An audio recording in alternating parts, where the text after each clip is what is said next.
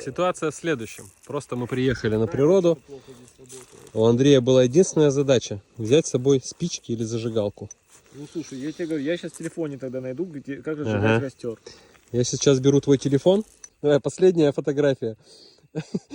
Последнее видео этого телефона. Невероятно просто. Теперь Просто вот шок. беру твой телефон, раз ты не взял спички, и покажу тебе, как Испачкается. разводить. Вот ты зачем положил? Он Испачкается? Да. Думаешь, он испачкается? На землю положил? Я думаю, что он не испачкается. Блять. Она шипит. Не, она дымится, дымится, дымится.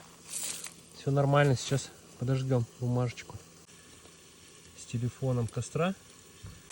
Андрей, не получилось с твоего телефона зажечь?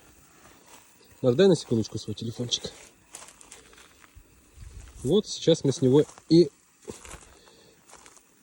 зажгем.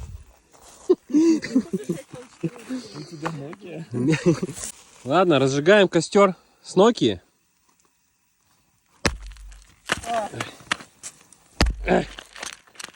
Слушай, больше не делай, у меня глаз присела. Ну-ка, давай. О, она горячая.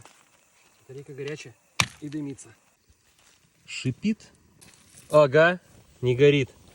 Горит еще как, смотри.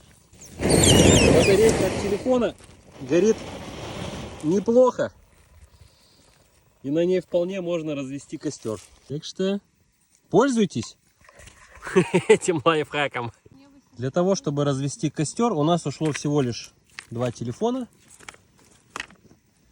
Но костер у нас удался. Горит просто замечательно.